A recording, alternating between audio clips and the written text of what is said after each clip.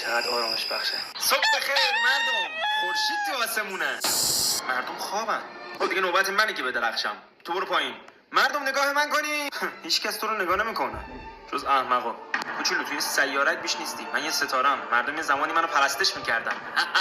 مردم جاهل البته. هرچی میدونستی که حالت عادی کیهان و فضا شب و تاریکیه؟ تو با نور خودت میای به صورت مصنوعی روشنش میکنی. مردم اگه من نبودم چطور میخواستم ویتامین دی تامین کنم؟ قرص ویتامین دی 5000 از دلم. باشه تو چه فایده‌ای داری؟ آبل مرغوم. اولا مردم وقتی میخوام به هم دیگه بگن زیبایی میگن مثل ماه میمونی. دوما اینجا چاله‌های رو صورت من همون شهاب سنگایی‌ان که می‌خواسته بخوره زمین من نذاشتم. دوران دیناسور دیدم چطور جلوی شهاب سنگاری گرفتی. هنوز که هنوز تیکه سنگاشو تو ماهتت فسیلا پیدا می‌کنم. بچا آروم باشین. ما نوبت توئه که بری پایین. من داشتم میرفتم شروع کردی چرت و پرت گفتن. چی شده؟ ببین کسوفت میکنه. فوش دادی؟ نه کسوف فوش نیست خورشید. ماه گرفتگیه، یه چیز طبیعیه. اف که مدارم به مدارت نمیخوره. من نه مادرت رو. صفحه‌ام پوفی. ای